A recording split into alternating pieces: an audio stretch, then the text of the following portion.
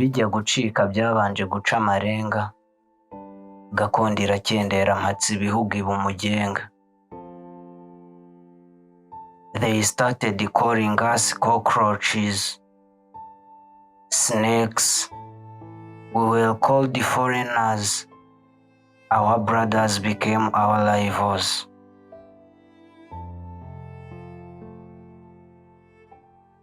Hatred proceeded till 1994, resorted to the genocide against the Tutsi.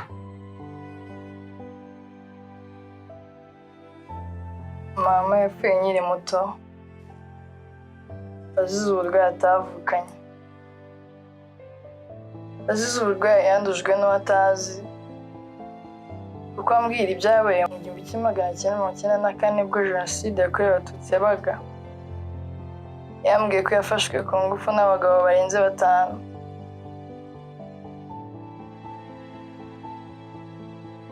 Umwe avaho undi ajyaho. Iyo akaba ari nayo nkomoko yanjye. Namushenjaguraga umutima iyo namubazaga ngo data ninde. Kugeza ubwo yemeye gutura umutwaro, ambwira ibyamubayeho.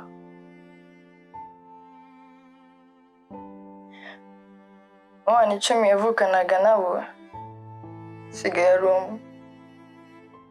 None nawe sida n'ibikomere yari afite byanze gukira,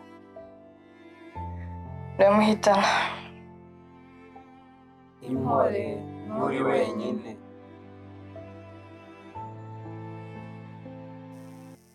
Nakuze nisanga mu muryango w'abana 5. Gusa nareba uko bamfata, ubona bitandukanye n'uko bafata abandi. Byantwaye igihe kugira ngo menye ko ndi ku isi ndi nyakamwe. Naje kubwirwa n'uwari uzi ababyeyi banjye. Yambwiye ko umuryango wanjye wose wishwe mu 1994 ubwo habaga Jenoside yakorewe Abatutsi. Byanteye agahinda no kwigunga. Nareba abandi bana bafite ababyeyi kandi babanye neza bishimye,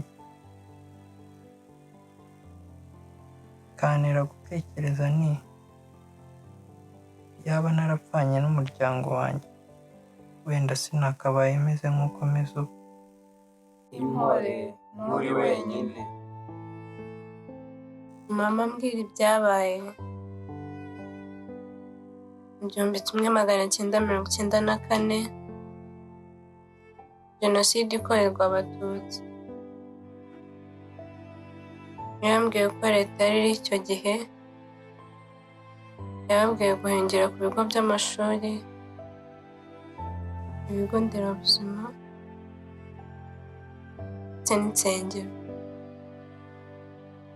bariho babarinda neza. Kumbi gahunda yabo yari yo kubahuriza hamwe ari benshi kugira ngo babice neza bari kumwe. Impore ntizongera kubaho ukundi.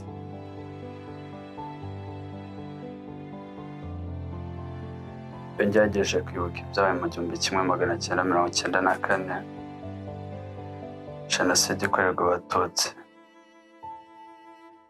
Mera nkaho newe urushinge mu gikomere.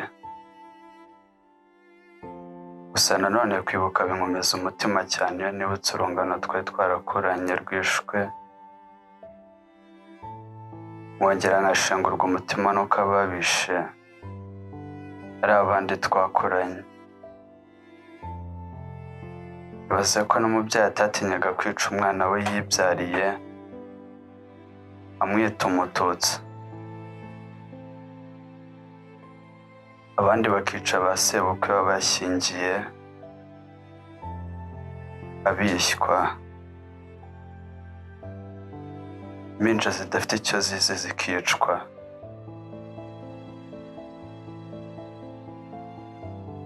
Iminsi 100 igihugu cyamazemo muri ibyo bihe cyari igihe cy'icuraburindi. imivu y'amaraso itemba hirya no hino, hacuzwe imiborogo, inzirakarengane z'Abatutsi. Impore ntibizongera kubaho ukundi.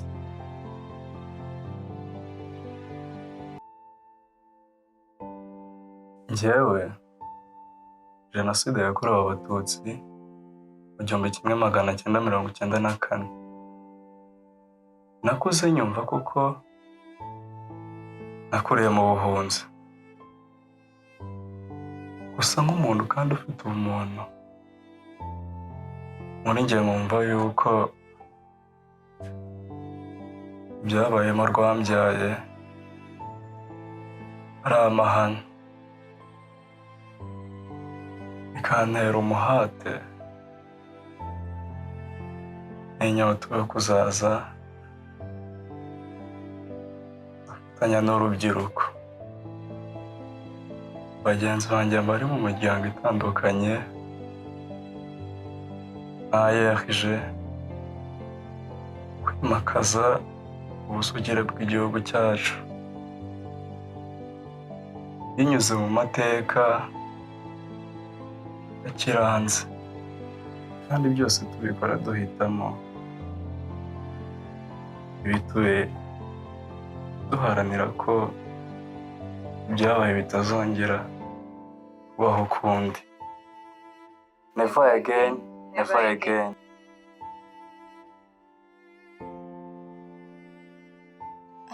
days, every single day is now remembered. Nightmares to Tutsi, hard days to Rwanda. Twibuke twiyubaka, turwanya abahakana bakanapfobya Jenoside. Twimakaze ubumwe, tuba hafi abarokotse. Tubomora ibikomere by'amateka, duharanira ko bitazongera ukundi. No more bloodshed, no more hatred. Let's be the right of our nation, today and tomorrow.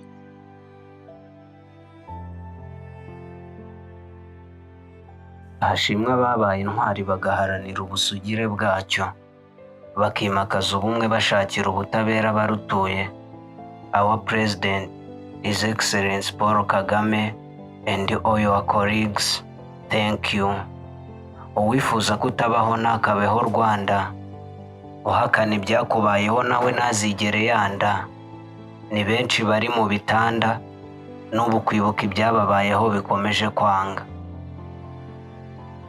Ndi umunyarwanda, kwibuka niyubaka niyo gahunda.